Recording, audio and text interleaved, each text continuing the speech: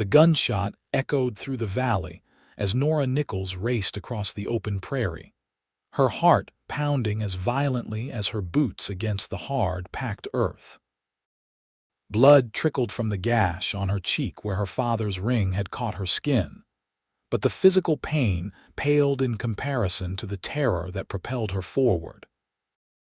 Behind her, the sound of hoofbeats grew louder, her father's rage giving his horse unnatural speed as he pursued his only daughter across the Colorado wilderness.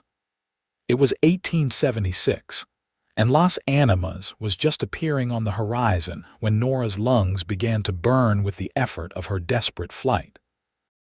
Her father, Edmund Nichols, had been a respected businessman in Denver until the drink took him after her mother's death. 3 years of escalating violence had culminated in tonight's horror, his drunken declaration that he'd arranged her marriage to his gambling partner, a man 30 years her senior with a reputation for cruelty that matched her father's. When she'd refused, the beating began. Only by striking him with a brass candlestick had she managed to escape, but the temporary advantage was fading with every stride. The first buildings of Las Animas appeared like salvation as the late afternoon sun cast long shadows across the dusty street.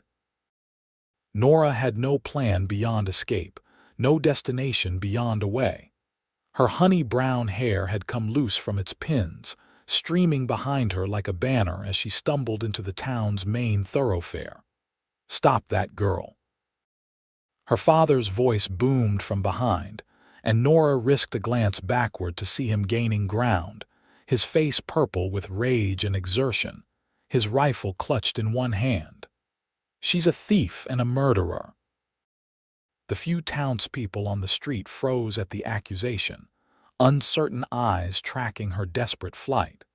Nora knew no one in Las Animas would take the word of a strange young woman over that of a well-dressed businessman.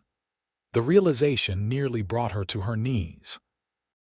With her strength failing, Nora veered off the main street, darting between 2 buildings. She found herself facing a modest homestead at the edge of town, a small wooden house with a corral where several horses grazed peacefully. Without thinking, she raced toward the only possible shelter, praying someone would be home, someone who might listen before her father caught up.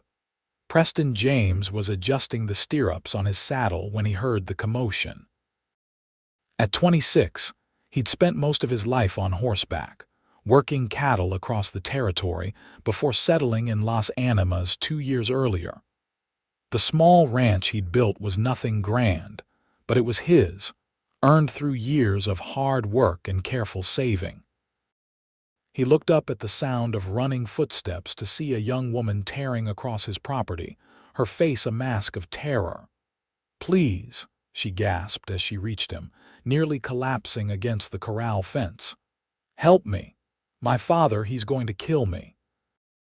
Preston had seen fear before in the eyes of men facing down rustlers, in the faces of settlers during Apache raids, but never had he seen such naked terror in a woman's eyes. Her dress was torn at the shoulder, and blood stained her cheek and the collar of her once fine blue dress. "Easy now, miss," he said, automatically stepping between her and whatever pursued her. "What's your name?" "Nora," she managed between ragged breaths. "Nora Nichols. Please, he's coming. He's going to." The thunder of approaching hooves cut off her words. Preston made a swift decision, guided by instinct rather than reason. "Get inside," he ordered, pointing to his cabin. "Under the bed. Don't make a sound." Nora didn't hesitate, gathering her skirts and racing for the cabin door. Preston watched her disappear inside before turning to face the approaching rider.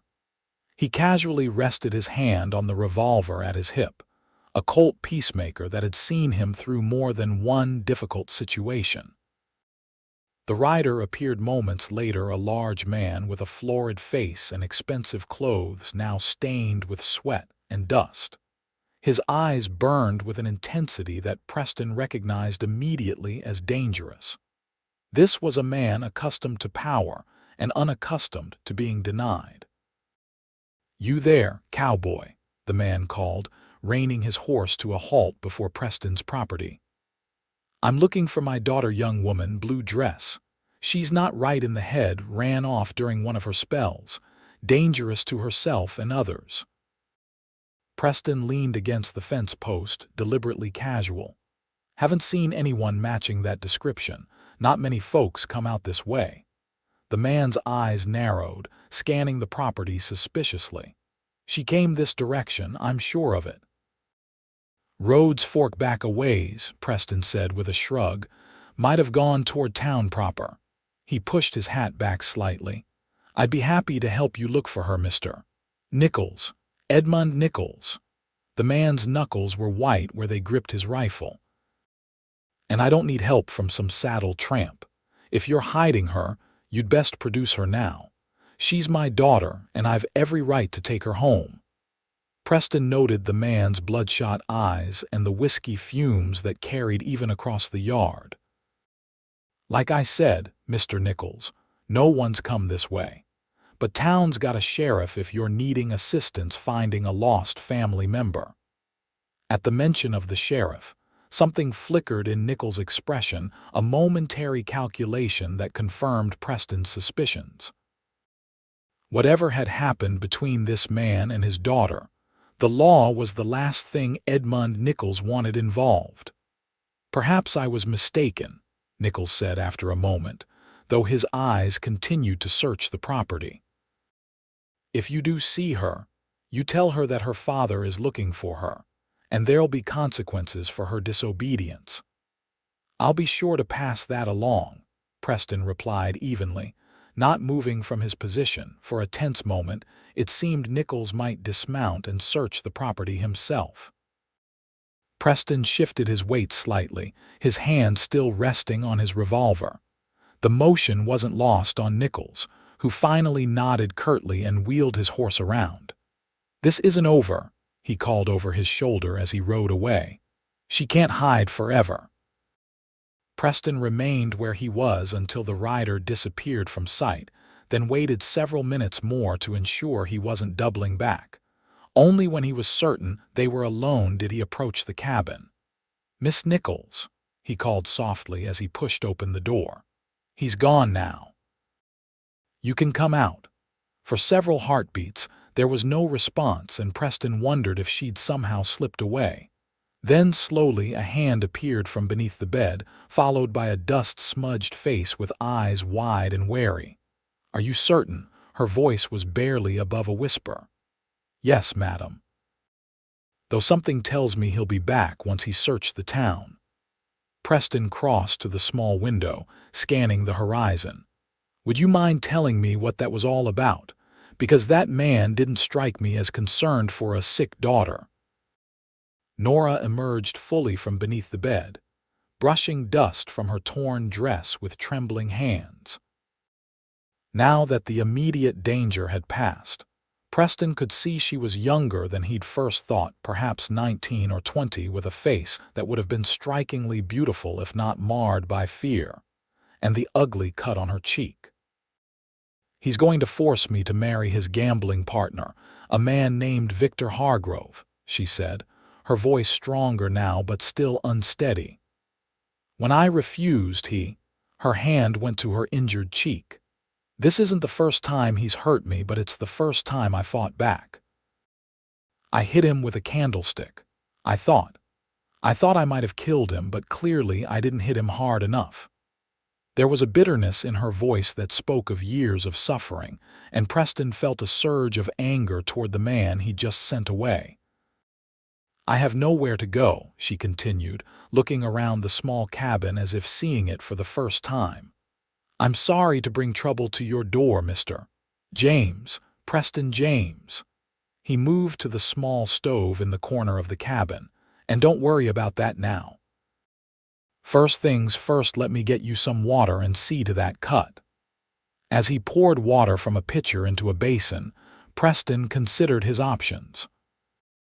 Harboring a young woman fleeing her father would raise eyebrows in town, but he couldn't bring himself to turn her away, not with the evidence of abuse so clearly written on her face. "Thank you," Nora said softly as he brought the water and a clean cloth. "Most men would have handed me over without question." Preston frowned, dipping the cloth in the water. "Then you've known the wrong sort of men, Miss Nichols. Please call me Nora." She winced as he gently cleaned the cut on her cheek. "After what you've done, formality seems unnecessary." "Nora, then."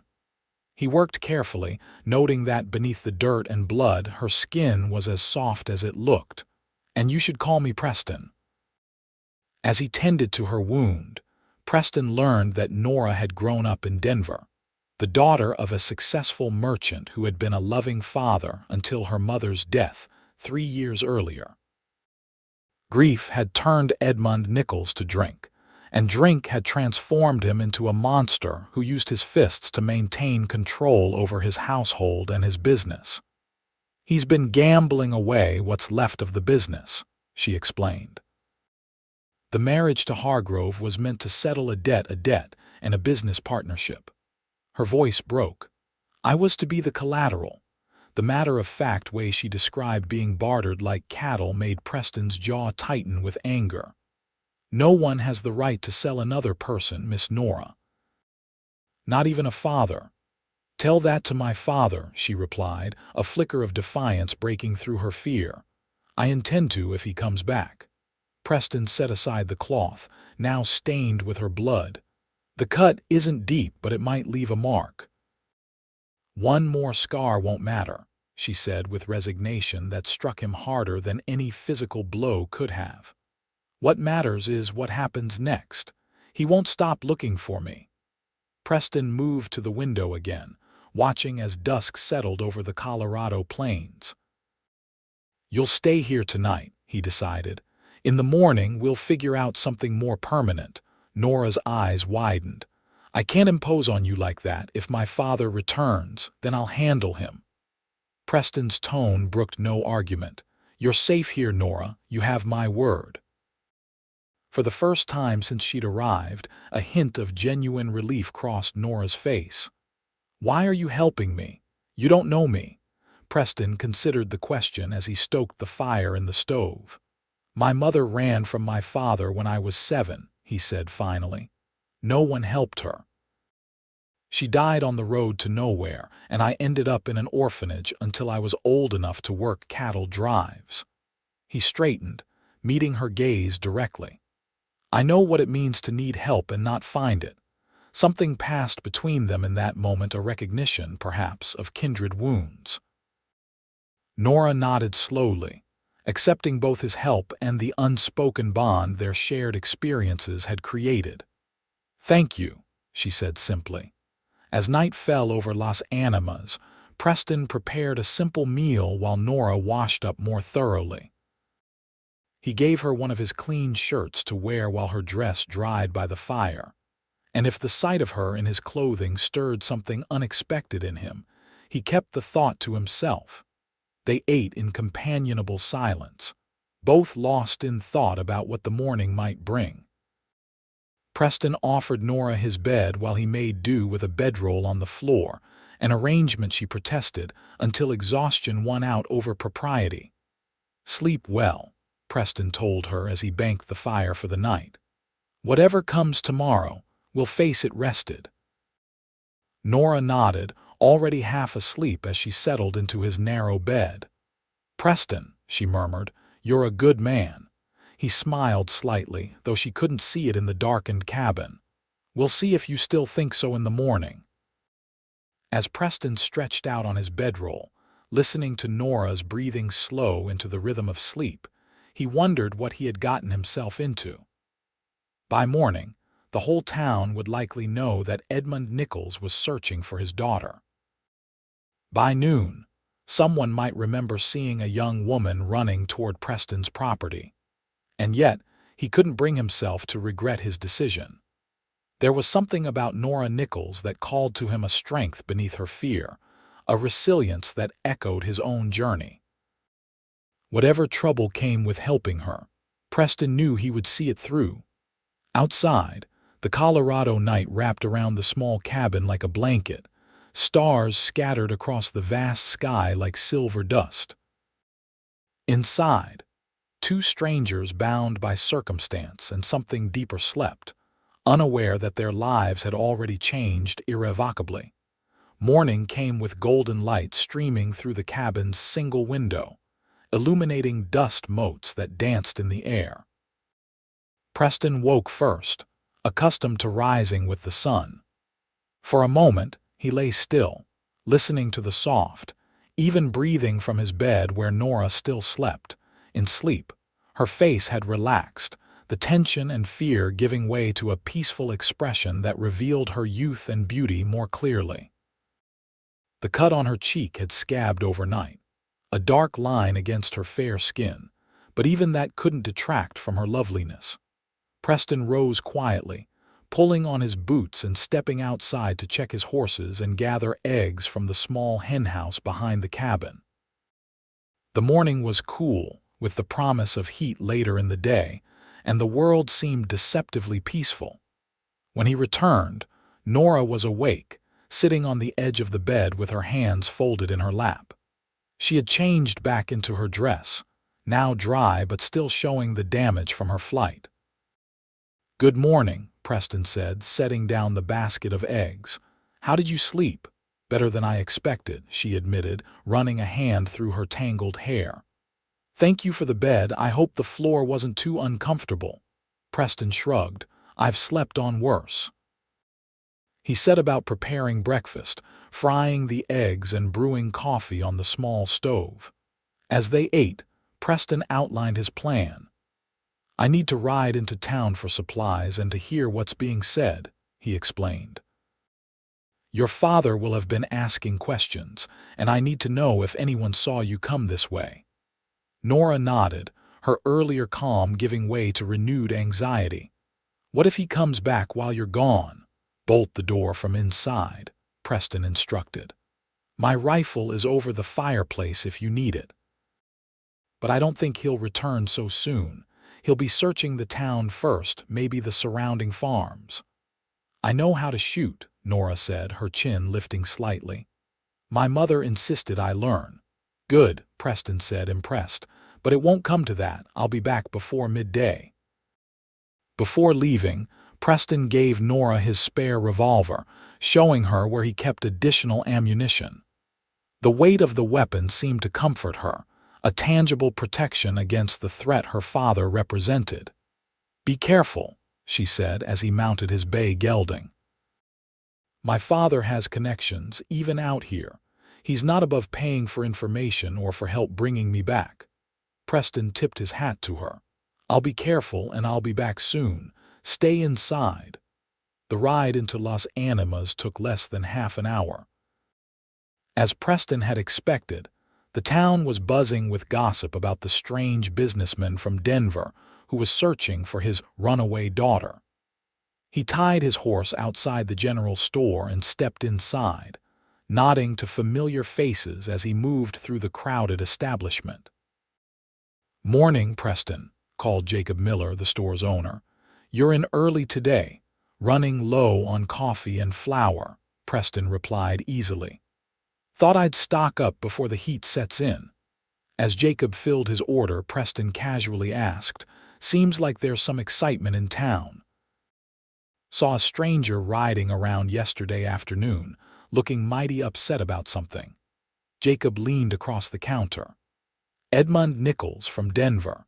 Claims his daughter's run off a delicate girl with nervous troubles, according to him. Sheriff's been helping him search, but no sign of her yet. Offering a substantial reward for information leading to her return." Preston kept his expression neutral. "That's so. What's she look like?" "Young, pretty, with light brown hair. Wearing a blue dress when she disappeared. Nichols is staying at the hotel, has the whole town looking for her." Jacob shook his head. "Terrible thing, a young woman alone out here, all manner of dangers." "Indeed," Preston agreed, paying for his supplies. "Thanks for the information." Outside the store, Preston loaded his purchases onto his horse, mentally cataloging what he'd learned. The town was watching for Nora, but so far, no one seemed to have connected her to him or his property. He was about to mount up when a heavy hand fell on his shoulder. Turning, he found himself facing Sheriff Thomas Blackwell, a man he'd had little interaction with during his time in Las Animas. "James," the sheriff said by way of greeting. "Haven't seen you in town much lately. Been busy with the ranch," Preston replied. "Something I can help you with, Sheriff." Blackwell studied him, his weathered face revealing nothing. "Just wondering if you've seen anything unusual out your way." "Got a missing woman, daughter of a Denver businessman. Might have headed in your direction." Preston shrugged. "Can't say that I have. Not many travelers come past my place." The sheriff's eyes narrowed slightly. "Mr. Nichols seems to think his daughter might have left the main road. Says she's confused, possibly dangerous to herself. He's mighty worried." "I'll keep an eye out," Preston promised. "But like I said, I haven't seen anyone." For a moment it seemed Blackwell might press further, but then he nodded. "See that you let me know if you do." "Mr. Nichols is offering $500 for information leading to her return." $500 was more money than most people in Las Animas would see in a year, Preston realized. That kind of reward would turn neighbors into informants very quickly. "That's generous," he remarked. "She must be important to him." "His only child," Blackwell confirmed. "Says she needs medical attention, something about a feminine hysteria that makes her violent and delusional." Preston's jaw tightened at the transparent lie, but he kept his expression neutral. "I'll watch for her." As Preston rode out of town, he could feel eyes following him. The reward would complicate matters significantly. Even if no one had seen Nora flee to his property yesterday, it wouldn't be long before someone decided it was worth checking. Returning to the cabin, he found Nora pacing anxiously, the revolver still clutched in her hand. She lowered it when she recognized him, relief washing over her face. "You've been gone for hours," she said accusingly. "I needed to be careful," Preston explained as he unloaded his supplies. "Your father has the whole town looking for you. He's offering $500 for information on your whereabouts." Nora paled. "500, he must be desperate." "He's also telling everyone you're suffering from hysteria, that you're confused and possibly dangerous." Preston met her gaze directly. "We need to get you somewhere safer than this. It won't be long before someone decides to search outlying properties." "Where would I go?" Nora asked, desperation edging into her voice. "I have no money, no friends in this area." Preston considered their options as he stored the supplies. "I have a friend in Trinidad, Daniel Cooper. He owns a ranch about 2 days' ride south of here. He would help us, no questions asked." "Us," Nora caught the word immediately. "Preston, you've done enough already." "I can't ask you to leave your home, your livelihood." "You're not asking," he interrupted. "I'm offering. Besides, I can't just send you off alone, not with your father searching every road and offering rewards for your capture." Nora looked at him with a mixture of gratitude and confusion. "Why would you do this for me? You don't even know me." Preston stopped what he was doing and faced her directly. "I know enough. I know you're brave enough to flee a situation many women would endure silently. I know you're smart enough to find help when you needed it. And I know that no one deserves to be treated the way your father has treated you." Tears welled in Nora's eyes, but she blinked them back stubbornly. "I can never repay you for this kindness." "I'm not asking to be repaid," Preston said simply. "Now, we should prepare to leave. We'll travel at night, stay off the main roads. I know the country well enough to navigate without trails." They spent the rest of the day making preparations. Preston packed provisions, ammunition, and basic necessities, while Nora mended her dress as best she could with the limited supplies available. By sunset, 2 horses were saddled and ready. Preston's bay gelding, and a more docile mare that Nora could manage without difficulty. As darkness fell, they prepared to depart. Preston took a final look around the cabin that had been his home for 2 years. He had worked hard for this place, but he found he could leave it without regret if it meant helping Nora escape her father's cruelty. "Are you certain about this?" Nora asked softly, reading his expression. "You're giving up everything." Preston smiled slightly. "Not everything, just things. Things can be replaced." They were about to mount up when the sound of approaching horses reached them. Preston extinguished the lamp immediately, plunging the cabin into darkness. "Get inside," he whispered urgently. "Hide. I'll deal with this." Nora hesitated only a moment before slipping back into the cabin.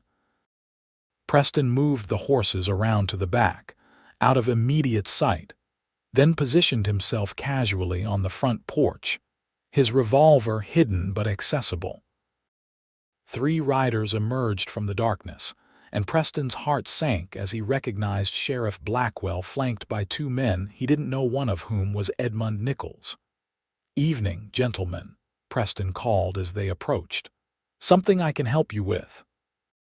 "Mr. James," the sheriff acknowledged, reining in his horse. "Hate to disturb you after dark, but Mr. Nichols here has reason to believe his daughter might have come this way yesterday."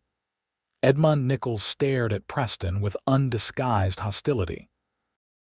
"This is the man who lied to me yesterday," he said to the sheriff. "Claimed he hadn't seen my Nora when I know she came this direction." "That's a serious accusation," Preston said calmly.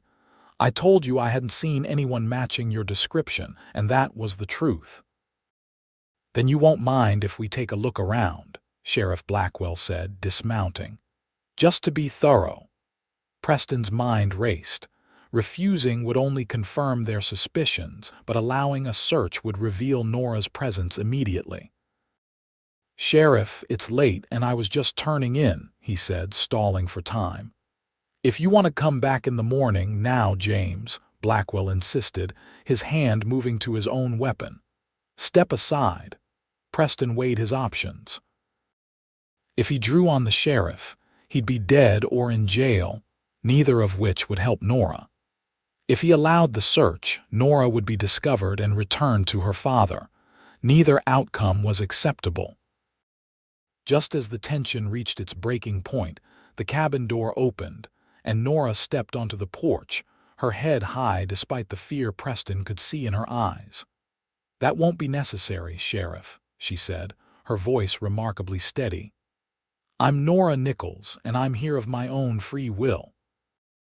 Edmund Nichols' face contorted with rage. "You ungrateful little Mr. Nichols," the sheriff cut him off sharply before turning to Nora. "Miss, your father has been very concerned about you. He says you're unwell." Nora's laugh was bitter. "Is that what he told you?" "Did he also explain how I got this?" She pointed to the cut on her cheek. "Or these?" She pulled back her sleeve to reveal finger-shaped bruises on her arm. The sheriff's expression shifted, uncertainty replacing confidence. "Miss Nichols, my father has been beating me for years," Nora continued, her voice gaining strength. "Yesterday, he announced he was selling me to his business partner in marriage to settle a gambling debt. When I refused, he tried to kill me." Edmund Nichols' face had gone purple with rage. "She's lying, Sheriff. The girl is delusional, just as I told you. Those injuries are self-inflicted during one of her episodes." "If that's true," Preston interjected, "then why not seek medical help for her rather than offering rewards for her capture? And why come armed to retrieve a sick daughter?" The sheriff looked between them, clearly uncomfortable with the situation. "Mr. Nichols, these are serious allegations on both sides." "She is my daughter," Nichols spat. "Under the law, she belongs to me until she marries, and I'll not have some saddle tramp questioning my authority." He turned to the third man, who had remained silent throughout the exchange. "Hargrove, help me get her into the wagon." For the first time, Preston noticed the wagon waiting in the shadows beyond the riders. The situation was deteriorating rapidly, and he stepped closer to Nora, his hand moving to his revolver. "The lady isn't going anywhere she doesn't want to go," he said quietly. Sheriff Blackwell's hand went to his own weapon. "Don't be foolish, James. This is a family matter." "It stopped being a family matter when he put his hands on her," Preston replied, not backing down. "Sheriff, look at her face.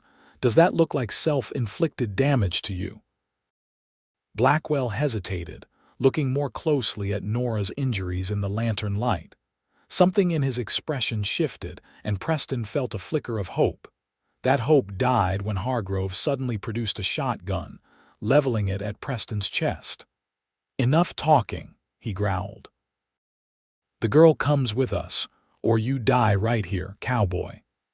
Time seemed to slow as Preston assessed his options. He could draw, but Hargrove would likely fire before he could take aim. The sheriff was caught between the two parties, his loyalty clearly torn between his duty and the influential businessman from Denver. "Put the shotgun down, Hargrove," Blackwell finally ordered. "This isn't how we handle matters in my jurisdiction." "Your jurisdiction?" Nichols laughed harshly. "You're a small-town sheriff with small-town authority. I have friends in Denver who could end your career with a single telegram." The threat hung in the air, but to Preston's surprise, Sheriff Blackwell didn't back down. "Maybe so, Mr. Nichols, but until that telegram arrives, I'm still the law here. And I won't stand by while you threaten one of my citizens with a shotgun." Hargrove hesitated, looking to Nichols for direction. The businessman's face twisted with fury, but he nodded curtly and Hargrove lowered the weapon. "Now," the sheriff continued, "Miss Nichols, you're of legal age, I presume?" "I'm 19, Sheriff," Nora confirmed. "Then technically, your father is right, you are his responsibility until you marry." Blackwell held up a hand to silence Preston's protest. "However, I can't ignore the evidence of abuse. Mr. Nichols, I'm going to have to ask you to return to town with me." "This is absurd," Nichols exploded. "You're believing the hysterical claims of a disobedient girl over a respected businessman." "I'm not making any judgments yet," Blackwell replied evenly. "But I am going to send a telegram to the Denver authorities to verify a few matters before proceeding further." He turned to Nora. "Miss, for your own protection, I think you should come back to town as well. My wife can look after you while we sort this out." Preston stepped forward. "If it's all the same to you, Sheriff, Miss Nichols is welcome to stay here. I give you my word as a gentleman that she'll be treated with respect." Blackwell's eyebrows rose. "That wouldn't be appropriate, James, and you know it. The lady's reputation will be thoroughly destroyed by morning anyway," Preston finished for him. "The whole town already knows she's missing. If she returns with you and her father, how long before rumors start about what happened during her absence?" Nora touched Preston's arm gently. "He's right, Preston. I should go with the sheriff. If I stay here, it only gives my father more ammunition to use against both of us." Preston wanted to argue, but he recognized the logic in her words. Still, the thought of her returning to town, where her father's influence and money might sway opinions despite the sheriff's current stance, filled him with dread.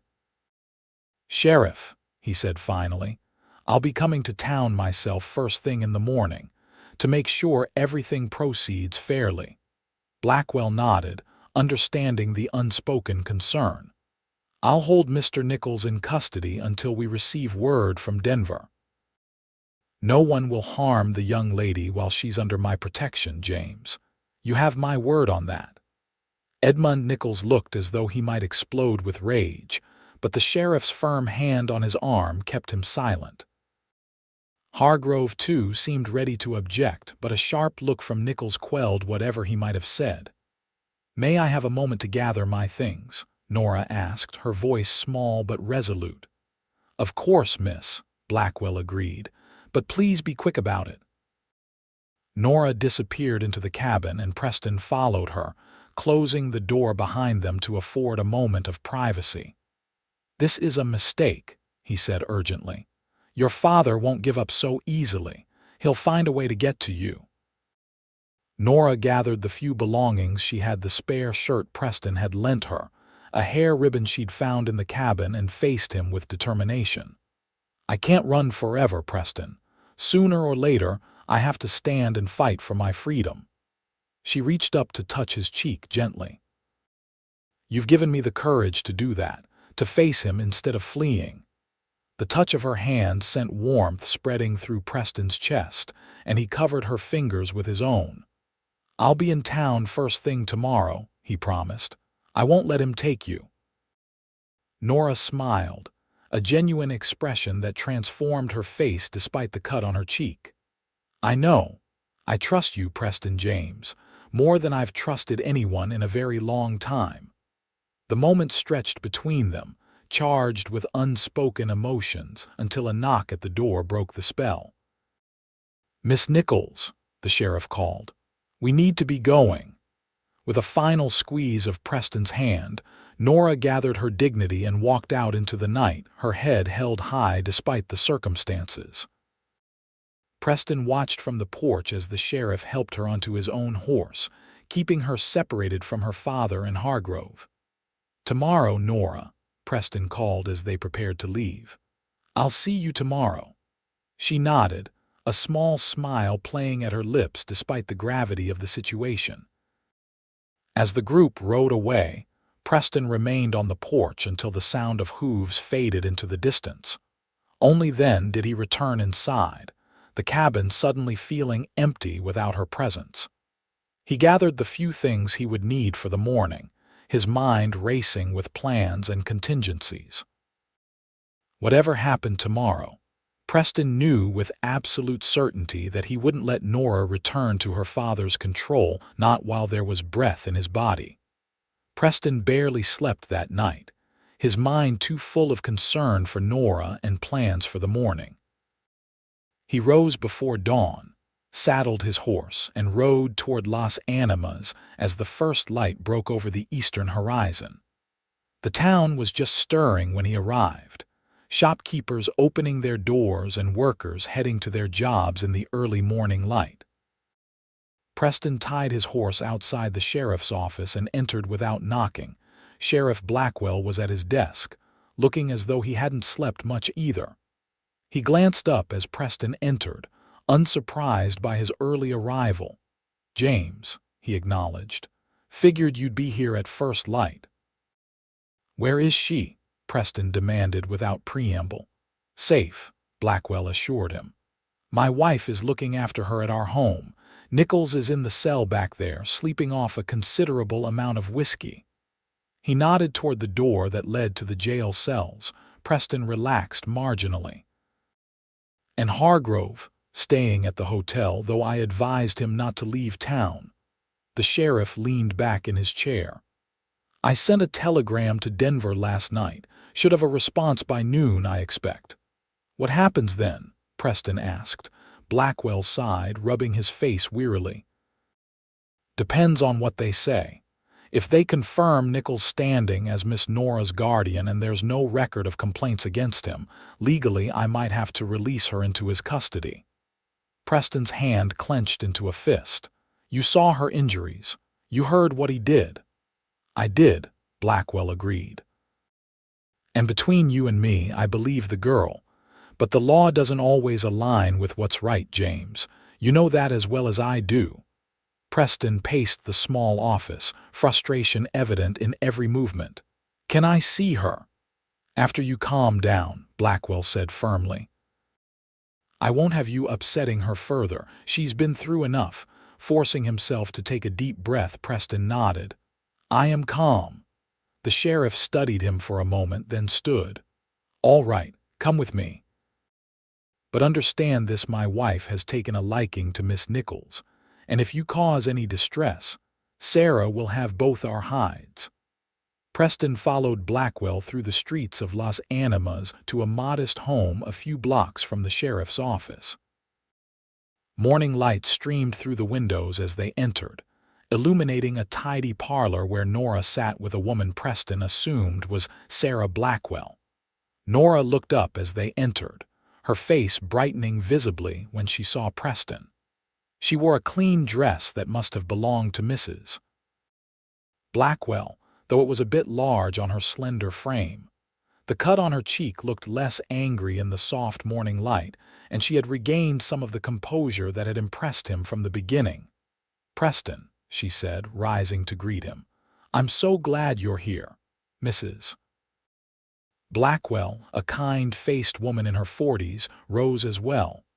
"Mr. James," she said with a nod. "Nora has told me a great deal about your kindness to her." Preston removed his hat politely. "Madam, thank you for looking after her." "It's been my pleasure," Sarah replied, exchanging a glance with her husband. "Thomas, perhaps we should give them a moment alone." The sheriff hesitated, then nodded. "We'll be in the kitchen if you need anything. James, remember what I said." Once they were alone, Preston crossed the room to Nora, resisting the urge to take her hands in his. "Are you truly all right?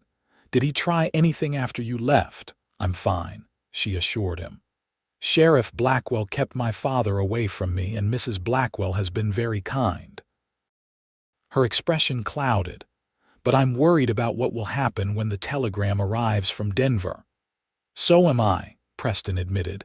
"But I won't let him take you, Nora, no matter what the law says." Nora looked at him with a mixture of gratitude and concern. "I can't let you risk yourself for me, Preston. You've already done more than anyone could expect." "It's not about expectations," he said quietly. "It's about what's right. And about," he broke off, suddenly uncertain how to express the feelings that had grown so quickly over the past day. Nora's eyes softened. "About what?" "About how I feel when I look at you," Preston said simply. "I know it's fast, I know we barely know each other, but there's something between us, Nora, something I've never felt before." A blush spread across Nora's cheeks, but she didn't look away. "I feel it too," she whispered. "And it terrifies me, because I've never been allowed to choose for myself before. My father has controlled every aspect of my life for so long." Preston nodded, understanding her hesitation. "I'm not asking for anything right now, Nora. I just want you to know that whatever happens today, you're not alone, not anymore." Tears welled in her eyes, but she blinked them back determinedly. "Thank you," she said, her voice thick with emotion, "for everything." The sound of a throat clearing made them both turn. Sheriff Blackwell stood in the doorway, his expression grave. "Telegrams arrived," he announced. "From Denver." Preston felt Nora tense beside him, and without thinking, he took her hand in his. She didn't pull away. "What does it say?" she asked, her voice steady despite the fear Preston could feel in her trembling fingers. Blackwell unfolded the paper. "It's from the Denver police chief. He confirms that Edmund Nichols is a businessman of standing in the community," but he paused, looking up at Nora with something like approval. "But there have been reports of disturbances at his home over the past 3 years. Neighbors have complained about shouting, sounds of violence. 2 housekeepers quit after reporting Mr. Nichols' violent behavior toward his daughter." Relief washed over Nora's face. "They knew," she whispered. "All this time they knew, and no one did anything." "The police chief also mentions that Mr. Nichols has significant gambling debts," Blackwell continued, "and that a Victor Hargrove has been named in several investigations, though never charged. Suspected of fraud, extortion, and violence against women." Preston's hand tightened around Nora's. "So you have confirmation that her claims are credible?" "I do," the sheriff agreed, "which means I won't be releasing Miss Nichols into her father's custody." He looked at Nora directly. "However, as an unmarried woman without independent means, your situation remains precarious under the law." Nora's face fell. "What does that mean exactly?" "It means," Blackwell said carefully, That while I won't force you to return to your father, the court might appoint a guardian for you, possibly a relative, if you have any nearby. I have no family besides my father, Nora said, despair creeping into her voice. My mother's family is all back east, and we've had no contact with them since her death. Preston stepped forward. There is another solution, he said, his heart pounding. One that would resolve her legal status immediately. The sheriff raised an eyebrow, clearly following Preston's thinking. That's mighty sudden, James. The girl barely knows you. I know him well enough, Nora interjected, her eyes meeting Preston's with a question in their depths.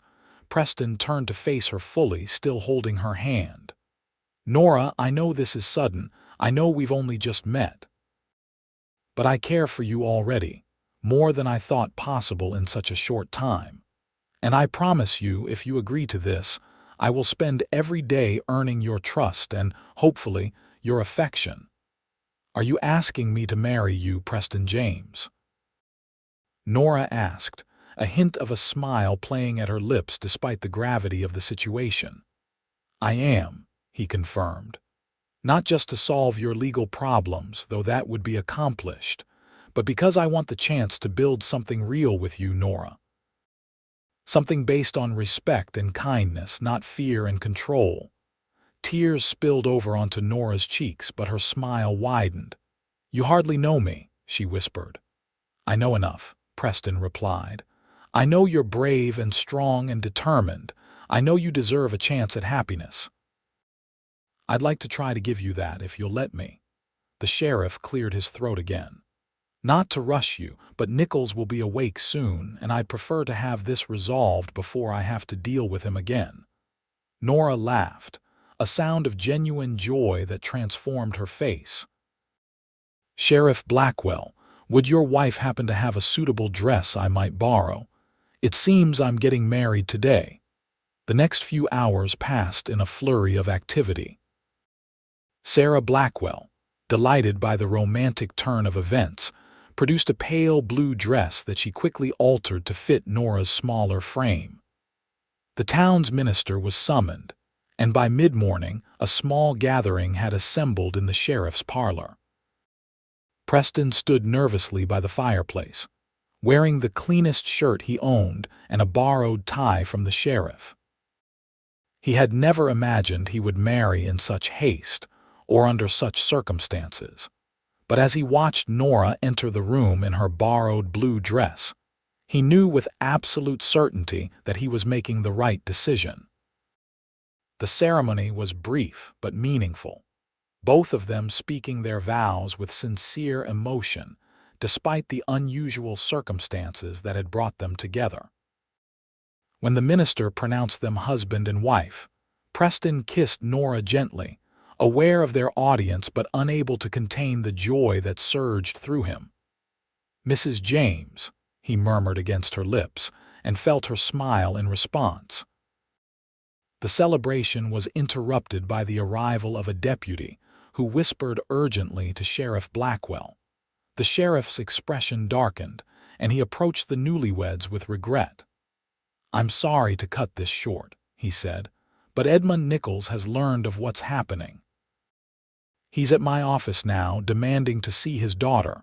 I think it's best if you both come with me to resolve this once and for all. Nora's hand found Preston's, her fingers intertwining with his. We're ready, she said, her voice steady.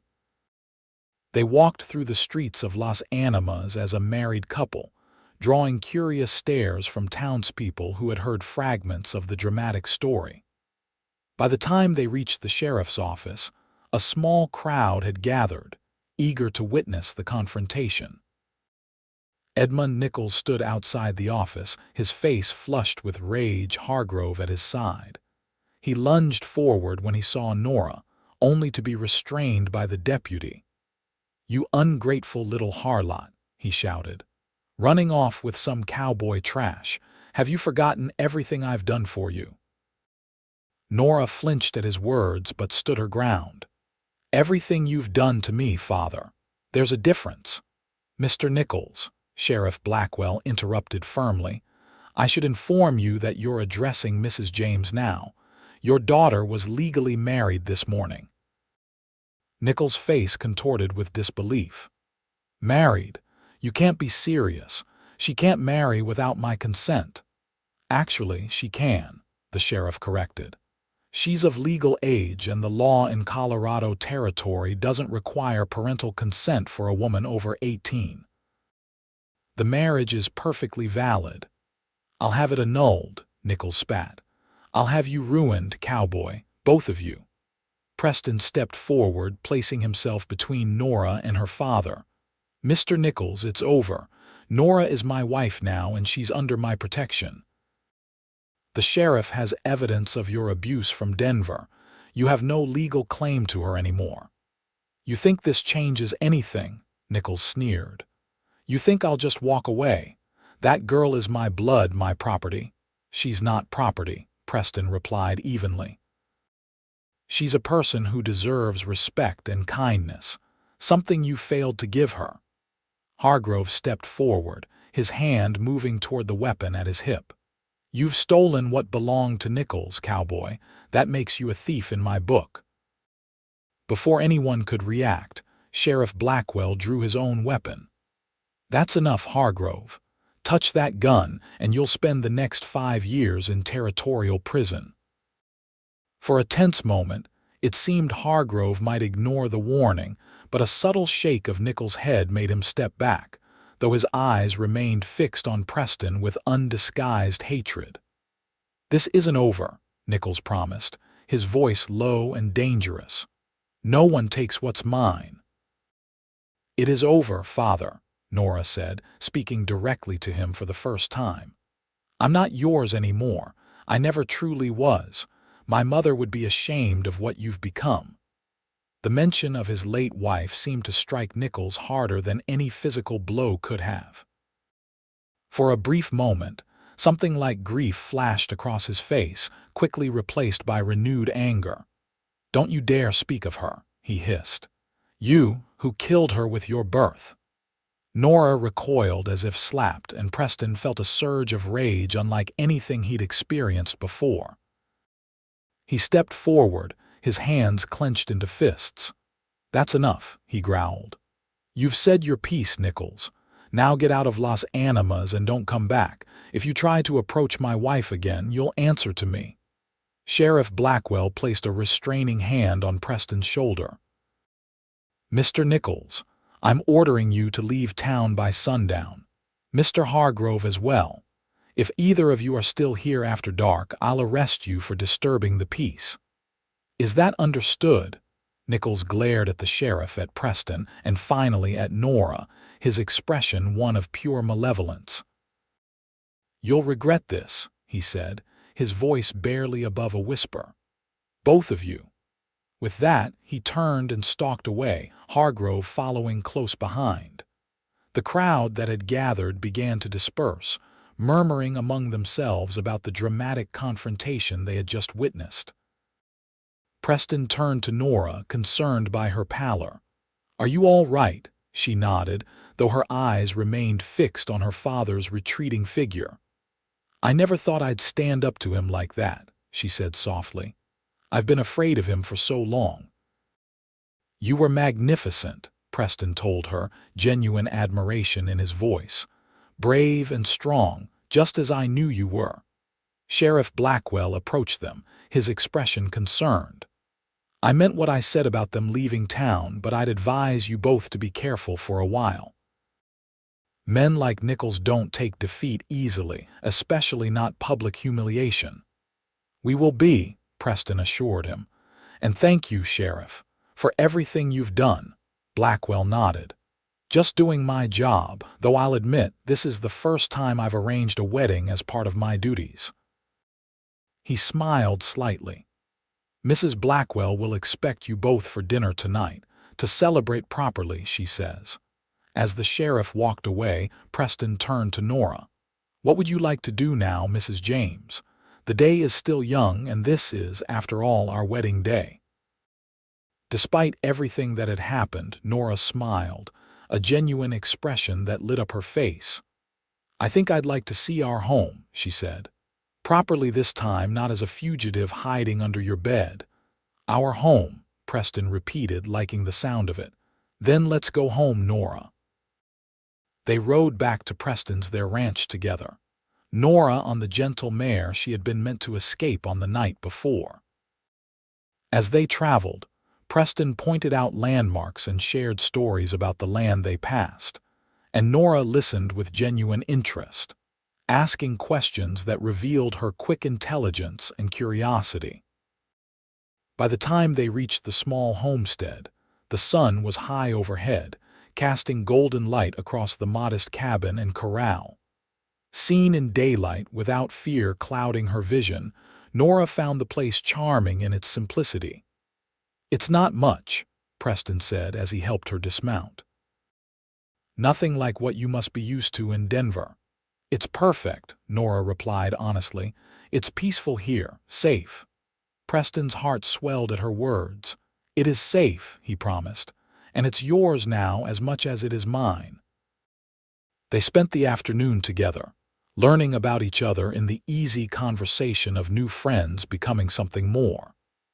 Preston showed Nora around the property, explaining his plans for expanding the corral and adding a proper barn in the coming year. Nora explored the cabin more thoroughly, already making mental notes about small touches that would make it more comfortable. As evening approached, they prepared to return to town for dinner with the Blackwells. Nora had changed back into her borrowed blue dress, and Preston had done his best to make himself presentable. "You look beautiful," he told her as she emerged from the cabin, her hair neatly arranged and her eyes bright with anticipation. Nora smiled, a hint of shyness in her expression. "Thank you for everything, Preston, for saving me, for standing by me, for—" She gestured at the ring on her finger, a simple band he had purchased hastily that morning. "For this. I know it was sudden, and if you have any regrets—" "No regrets," Preston interrupted firmly. "Not a single one. Except perhaps that I didn't have time to court you properly, as you deserve." "We have time for that now," she said softly. "All the time in the world." As they rode back toward Las Animas, side by side in the golden light of the setting sun, Preston felt a contentment he had never known before. Their beginning had been unconventional, even dangerous, but he had no doubt that what they were building together would be worth every risk. The dinner with the Blackwells was a joyous affair, with Sarah fussing over Nora like a mother hen and the sheriff sharing stories that had them all laughing. It was late when they finally said their goodbyes, with promises to visit again soon. "Are you certain your father and Hargrove have left town?" Preston asked the sheriff quietly as they prepared to depart. "Saw them ride out myself," Blackwell confirmed. "Heading east back toward Denver from the looks of it. But keep your eyes open, James. Men like that don't forget easily." Preston nodded, accepting the warning. "We'll be careful." The ride home was peaceful, the night sky ablaze with stars above them. When they reached the ranch, Preston tended to the horses while Nora lit lamps in the cabin, creating a warm glow that welcomed him when he entered. "Home," she said, standing somewhat uncertainly in the middle of the small space. "Our home." Preston approached her slowly, aware of the weight of this moment, their first true night together as husband and wife. "Nora," he said gently, "I want you to know that I don't expect anything from you. This marriage may have been hasty, but my promise to you is sincere. We can take as much time as you need to become truly comfortable with each other." Gratitude and something deeper shone in her eyes. "You're a good man, Preston James," she said, reaching up to touch his cheek. "The kind of man I never thought existed." "I'm just a man trying to do what's right," he replied, covering her hand with his own. "But I do care for you, Nora, more than I can properly express." Their first kiss as a married couple in the privacy of their own home was tentative at first, then deepening with shared emotion. When they finally parted, both were breathless, and the uncertainty in Nora's eyes had been replaced with a different kind of wonder. "Perhaps," she said softly, "we don't need to wait after all." The days that followed took on a rhythm that felt surprisingly natural, as though they had been living together for years rather than days. Preston taught Nora about ranch life, how to care for the horses, when to plant the small vegetable garden, which repairs the cabin needed before winter arrived. Nora, in turn, brought order and comfort to the cabin that had been merely functional before her arrival. A week after their hasty wedding, Preston returned from checking fences to find Nora standing in the doorway of the cabin, a letter in her hand and a troubled expression on her face.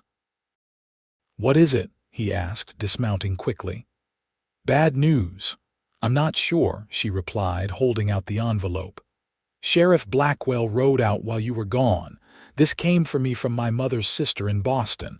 I haven't heard from her since before my mother died." Preston frowned. "How would she know to write to you here?" "That's what's strange," Nora said. "According to the sheriff, the letter was sent to his office from Denver with instructions to deliver it to me. But the letter itself is from Aunt Margaret." Concern flickered through Preston. "Your father." "Possibly," Nora admitted. "But why would he forward a letter from my aunt? It makes no sense." "What does it say?" Preston asked, following her into the cabin. Nora unfolded the letter again, scanning its contents. "Aunt Margaret writes that she's been trying to locate me for nearly 2 years. After my mother died, she sent several letters that were never answered. Eventually, she hired a private investigator to find me, but my father always claimed I was traveling or ill and unavailable." Preston's frown deepened. "He was isolating you, making sure you had no one to turn to for help."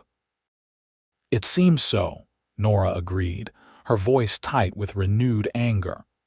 "But apparently, the investigator persisted. He learned about my situation from former servants who had witnessed my father's behavior. Aunt Margaret was planning to come to Denver herself when she received word that I had married and moved to Los Animas." "That's the part that concerns me," Preston said. "How did she learn about our marriage so quickly? And who sent this letter from Denver?" Nora continued reading. "She says, oh." Her eyes widened in surprise. "Preston, listen to this. Your father's business associate, Mr. Victor Hargrove, has contacted me with surprising news. He claims your father has been embezzling funds from my late sister's estate, which legally should have passed to you upon your 18th birthday." Preston stiffened. "Hargrove, the same man who was going to marry you to settle your father's debts, the man who pointed a shotgun at me." "The very same," Nora confirmed, looking equally confused. "According to Aunt Margaret, Hargrove has provided documentation showing that my mother left a substantial inheritance that should have come to me last year. My father has been using it illegally, apparently with Hargrove's assistance until recently. And now Hargrove has had a change of heart and is exposing the scheme," Preston said skeptically. "I don't trust this, Nora, not for a second." "Neither do I," she agreed. "But what if it's true about the inheritance? What if my mother did leave me money that my father has been keeping from me?" Preston considered this. "It could be a trap to lure you back to Denver, where your father would have more influence. Or it could be genuine," Nora countered. "Aunt Margaret concludes by saying she's coming to Colorado herself to meet with Hargrove and settle the matter. She should arrive in Denver next month and asks if I would be willing to meet with her there." The thought of Nora returning to Denver, where her father still held considerable power, sent a chill through Preston. "I don't like it. If your aunt wants to meet you, she can come to Las Animas." "Preston," Nora said gently, "if this is true about my inheritance, it could mean security for us. For our future." She placed her hand on his arm. "I know you're worried, but I won't be going alone. You'll be with me." He covered her hand with his own. "Always," he promised. But let's proceed carefully. I want to hear what Sheriff Blackwell thinks about this before we make any decisions." The next day, they rode into Las Animas together to speak with the sheriff. Blackwell listened to their story with growing concern, examining the letter himself when they had finished. "It's a strange business," he admitted. "Hargrove turning on Nichols after all this time. Makes me wonder what's really going on between them." "Exactly my concern," Preston agreed. "Could you send a telegram to the Boston police, perhaps? Verify that this Margaret Harper exists and is indeed Mrs. Nichols' sister." "I can do that," Blackwell nodded. "And I'll write to my counterpart in Denver, ask him to keep an eye on Nichols and Hargrove, see what they're up to." "Thank you, Sheriff," Nora said. "We appreciate your help." As they prepared to leave, Blackwell called Preston back for a private word. "James, I don't like the feel of this. Nichols struck me as a man who doesn't forget or forgive easily. Be on your guard." Preston nodded, appreciating the warning. "We will be. I'm not letting Nora anywhere near Denver until we know exactly what we're dealing with." The response to Sheriff Blackwell's inquiries arrived with surprising speed. Margaret Harper was indeed Nora's maternal aunt, a widow of considerable means living in Boston. The Denver authorities confirmed that Hargrove had recently filed legal complaints against Edmund Nichols, accusing him of financial improprieties related to his late wife's estate. "It seems the story checks out," Blackwell told them when they returned to town for the results. "Mrs. Harper is real, and she is coming to Denver. Hargrove has indeed turned on Nichols. They had some kind of falling out after returning to Denver." Nora frowned. "But why would Hargrove suddenly develop a conscience after years of working with my father, after agreeing to marry me to settle a debt?" "Spite, perhaps," Blackwell suggested. "Or self-preservation. If Nichols' financial dealings were becoming too risky, Hargrove might be trying to distance himself before everything collapses. Or it could still be a trap," Preston added, his suspicion undiminished. "A way to draw Nora back to Denver where they could both get at her." The sheriff nodded thoughtfully. "It's possible, but Mrs. Harper's involvement complicates things. She seems genuinely concerned for her niece's welfare." "I want to meet her," Nora decided, "but not in Denver. Could we ask her to come here instead? Or perhaps meet halfway in Pueblo?" "I'll send a telegram suggesting that," Blackwell agreed. "Pueblo would be safer than Denver, certainly." Over the next 2 weeks, a flurry of telegrams passed between Las Animas and Boston. Margaret Harper agreed to meet them in Pueblo rather than Denver, expressing her eagerness to finally reunite with her niece after so many years. As the date of the meeting approached, Nora grew both excited and anxious. "What if she doesn't like me?" she asked Preston one evening as they sat on the porch of their cabin, watching the sun set over the plains. "What if she's nothing like my mother? She traveled across the country to find you," Preston reminded her gently. "That speaks to how much she cares, even without having met you as an adult." Nora leaned against his shoulder. "I barely remember her from my childhood. Mother kept in touch with letters, but father never allowed visits after they moved west." She sighed. "It's strange to think I have family besides my father, real family who might actually care about me." Preston put his arm around her shoulders. "You have me," he said softly. "I'm your family now, too." She smiled up at him, the love in her eyes no longer hesitant or uncertain.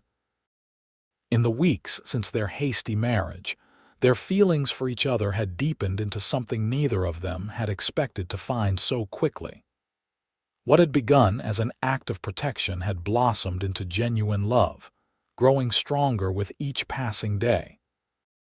"Yes," she agreed, leaning up to kiss him. "I have you, and that makes me the luckiest woman in Colorado territory." The journey to Pueblo took a full day on horseback. They could have taken the stage, but Preston preferred the freedom of their own mounts, especially given his lingering concerns about the meeting. They arrived in the bustling town by late afternoon, securing rooms at a modest hotel near the center of town. Mrs. Harper's telegram said she would arrive on tomorrow's morning train from Denver, Preston reminded Nora as they settled into their room. We'll meet her at the station. Nora nodded, her nervousness evident in the way she paced the small room. What if this is all an elaborate scheme? What if she's not really my aunt? Then we get back on our horses and ride home, Preston said simply. I won't let anything happen to you, Nora. We'll face whatever comes together. His confidence seemed to reassure her, and she finally stopped pacing to join him by the window. I love you, she said suddenly, the words still new enough to bring a flush to her cheeks. I don't say it enough, but I do, so much. Preston drew her into his arms. I love you too, he murmured against her hair. More than I ever thought possible. The train from Denver arrived precisely on schedule the next morning, belching steam and smoke as it groaned to a halt at the Pueblo station. Preston and Nora waited on the platform, watching as passengers began to disembark. Nora clutched Preston's hand tightly, her eyes scanning the crowd for a woman who might resemble her mother. There, she whispered suddenly, her grip tightening painfully. That must be her. Preston followed her gaze to see an elegantly dressed woman in her 50s descending from the first-class carriage. Even at a distance, the family resemblance was clear. She had the same honey-brown hair, now streaked with silver, and similar delicate features to Nora. Aunt Margaret. Nora called, stepping forward hesitantly. The woman turned, her eyes widening as she took in the sight of her niece. For a moment, she seemed frozen in place, one hand going to her throat in a gesture of shock. Eleanor, she breathed, using Nora's formal name. Is it really you?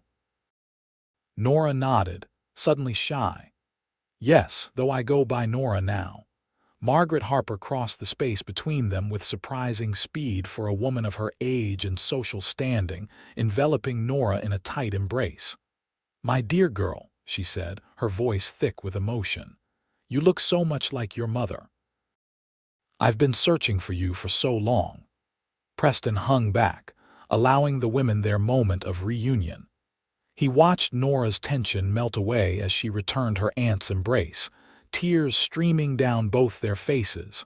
After a moment, Nora stepped back and turned to Preston. Aunt Margaret, I'd like you to meet my husband, Preston James. Preston, this is my Aunt Margaret Harper. Mrs. Harper assessed Preston with keen eyes that missed nothing. Mr. James, she said, extending her hand. I understand I have you to thank for my niece's safety and happiness. Preston took her hand, finding her grip surprisingly firm. The happiness has been mutual, madam, he replied honestly. Nora has brought joy to my life I never expected to find. Something in his sincere tone seemed to satisfy Mrs. Harper, and her expression softened. I can see that, she said with approval. Now, shall we find somewhere more comfortable to talk? I have much to tell you both. They settled in a private dining room at the hotel, where Mrs. Harper ordered tea and refreshments before turning to the matter at hand. I should begin by explaining my long absence from your life, Nora, she said once they were alone. Your mother and I were very close, despite the distance between Denver and Boston. We wrote regularly, and she often expressed concern about your father's behavior, especially his drinking and gambling. Nora nodded, unsurprised. Mother tried to shield me from the worst of it, but I knew things weren't right between them. When she fell ill, she wrote to me with specific instructions, Mrs. Harper continued. She had set aside a significant inheritance for you to be held in trust until your 18th birthday. I was named as trustee to ensure your father couldn't access the funds. Preston leaned forward. But Mr. Nichols somehow gained control of the money anyway, Mrs. Harper's expression darkened. Yes, through fraud and forgery. After Catherine died, Edmund presented documents claiming to be the executor of her estate. I challenged this, of course, but as I was in Boston and he was in Denver with all the original documents, the matter became legally complex. And no one thought to ask me about any of this, Nora asked, a note of hurt in her voice. I tried, my dear, her aunt assured her. I wrote countless letters, all of which your father apparently intercepted. I even traveled to Denver once, about 2 years ago, but was told you were too ill to receive visitors. When I persisted, I was threatened with legal action for harassment. Preston's jaw tightened. So Nichols managed to keep Nora isolated while stealing her inheritance. But where does Hargrove fit into all this? That, Mrs. Harper said grimly, is the most disturbing part of the story. Victor Hargrove was your father's partner in the fraud.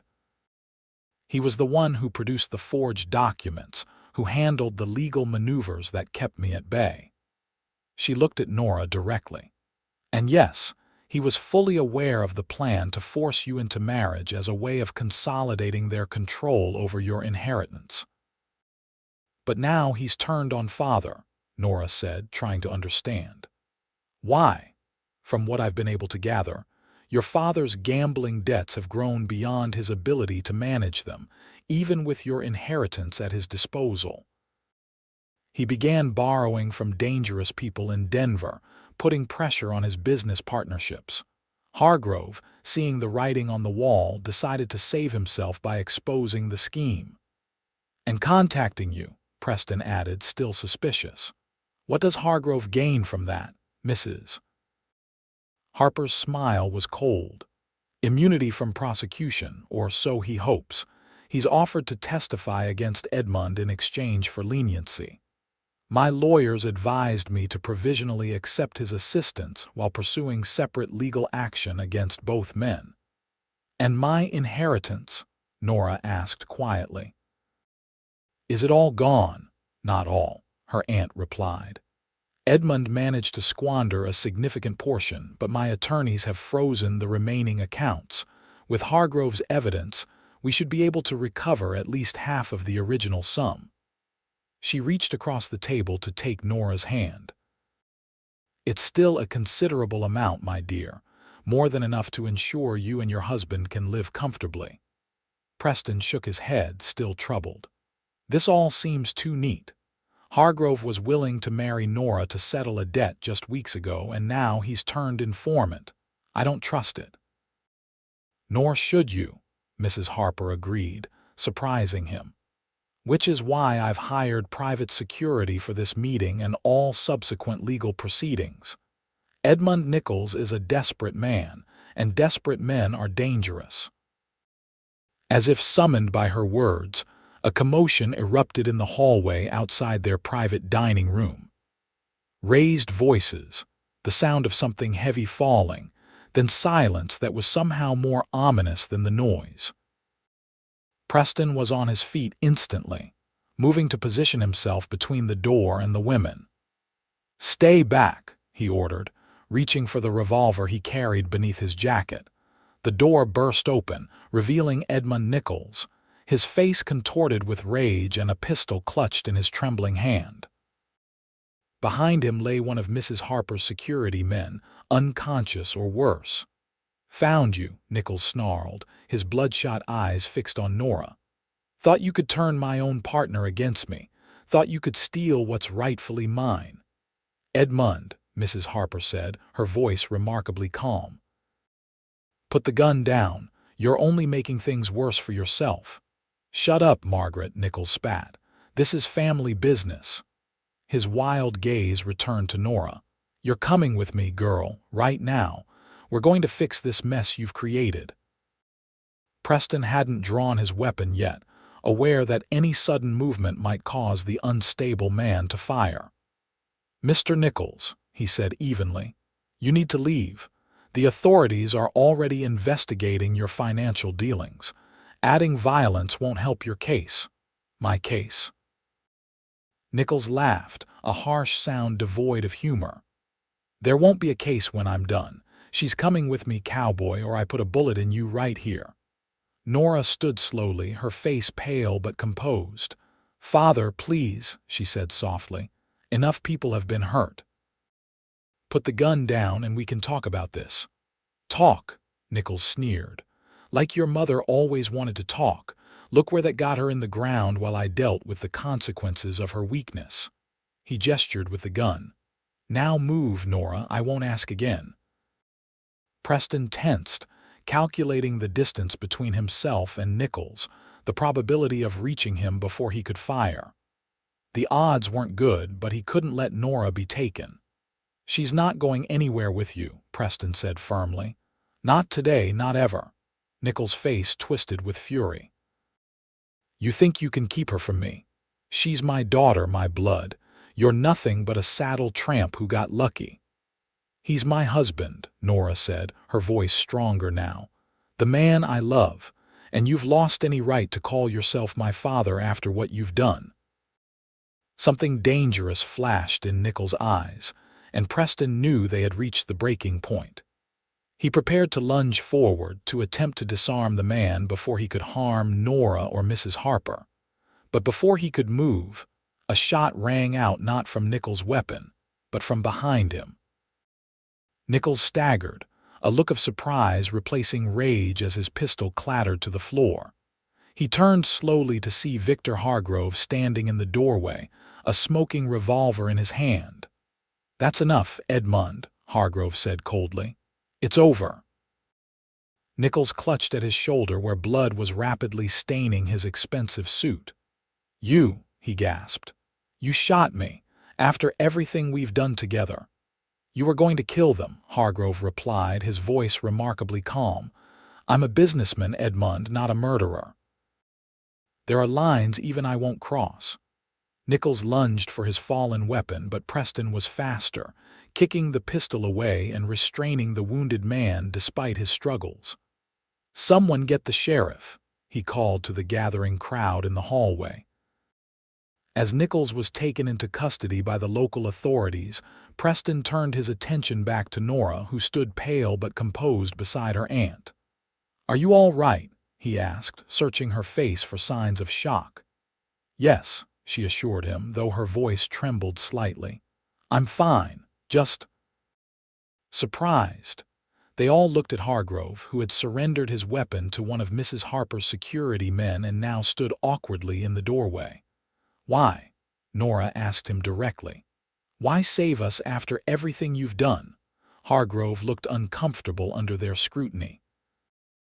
I didn't sign up for murder, he said simply. Fraud, yes. Financial manipulation, certainly.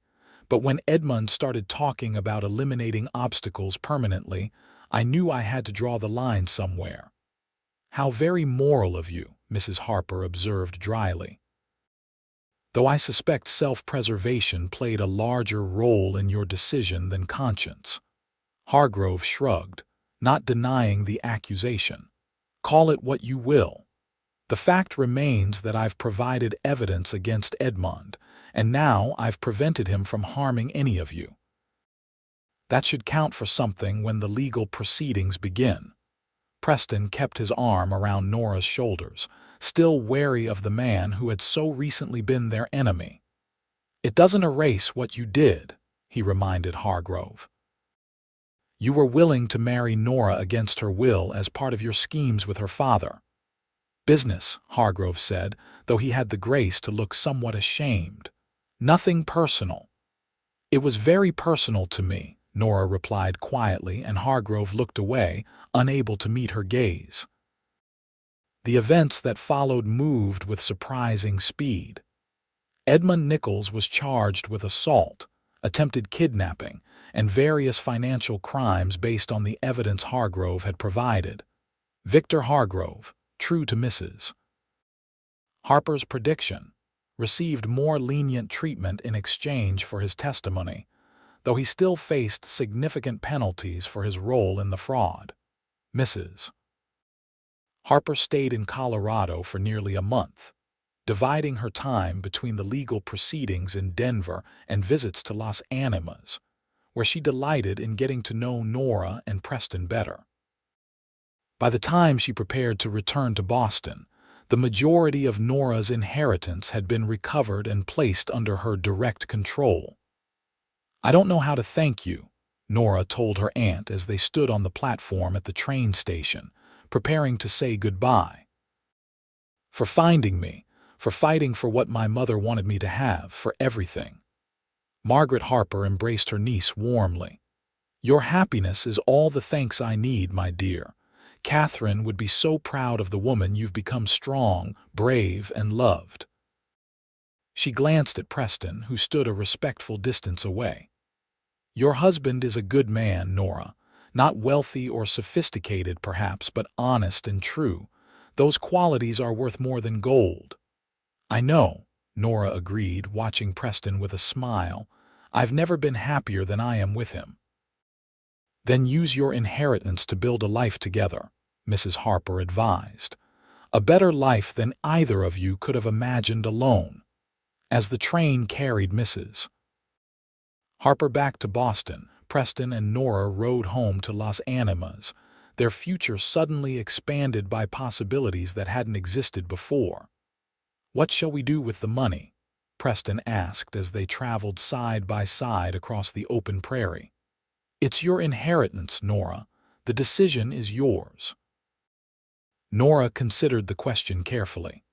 "First, I want to improve our ranch, build that proper barn you've been talking about, maybe add a room or two to the cabin for when children come along." She blushed slightly at the last part, though they had discussed the possibility of a family many times. Preston smiled at the thought.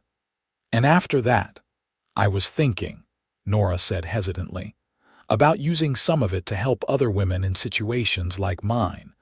Women with no way to escape abusive husbands or fathers because they have nowhere to go, no means to support themselves." Pride and love swelled in Preston's chest. "That's a fine idea," he said. "A worthy use for your mother's legacy." "Our legacy now," Nora corrected him. "Everything I have is yours as well, Preston, just as everything you are is mine." As they crested the final hill, their small ranch came into view, bathed in the golden light of the setting sun. It wasn't grand or impressive by Denver standards, but to both of them, it represented something precious, a home built on mutual respect and genuine love, a sanctuary they had created together. "It's beautiful," Nora said softly. Preston reached across the space between them to take her hand. "Yes," he agreed, though his eyes were on her rather than the landscape. "Yes, it is." 2 years later, Preston stood on the porch of their expanded home, watching as Nora showed their infant son the flowers she had planted along the garden path. The transformation of their property had been remarkable. A larger, more comfortable house had replaced the original cabin, though they had preserved the old structure as a reminder of their beginnings. A proper barn now housed their expanded herd of horses, and the corral had been rebuilt to accommodate the growing ranch operations. But the most significant changes weren't physical. In a converted building in Las Animas, the Nichols James Home for Women provided temporary shelter and assistance to women fleeing difficult situations, with Nora overseeing its operations 3 days each week. The work gave her purpose beyond their domestic life, channeling her own experiences into helping others find the same security and happiness she had found with Preston. As for Edmund Nichols, he remained in prison in Denver, his sentence for financial crimes and attempted violence ensuring he would pose no further threat to Nora or anyone else for many years to come. Victor Hargrove, after serving a brief sentence, had left Colorado Territory entirely, heading west to California to rebuild his life away from the scene of his crimes. "What are you thinking about?" Nora asked, approaching the porch with their son cradled in her arms. At 1 year old, little Thomas James had his mother's honey brown hair and his father's steady gaze, a perfect blend of them both. "How lucky I am," Preston replied honestly. "How one decision made in an instant when you appeared on my property changed everything for the better." Nora smiled, the scars of her past faded but not forgotten. "We saved each other," she said softly. "You gave me safety when I needed it most, but you also gave me a future I never dared imagine." Preston took his son into his arms, marveling as he always did at the tiny hands that reached for him with complete trust. "And you gave me a family," he said. "Something I thought I'd never have after losing my mother." As the sun set over the Colorado plains, painting the sky in shades of gold and crimson, Preston James stood with his wife and child, surrounded by the life they had built together from the most unlikely of beginnings. What had started with a desperate young woman running from danger had transformed into a love story neither of them could have predicted, a testament to courage, kindness, and the healing power of being truly seen and valued by another soul. "I love you, Preston James," Nora whispered, leaning into his side. "And I love you, Nora James," he replied, his arm tightening around her shoulders as their son drifted to sleep between them. "Now and always." In the distance, a coyote called to its mate, the sound echoing across the valley that had become their home. Above them, stars began to appear one by one in the darkening sky, eternal witnesses to the love that had blossomed in the wild heart of the West, a love born of desperation, but sustained by choice, day after day, as they built their life together on the foundation of that first brave decision.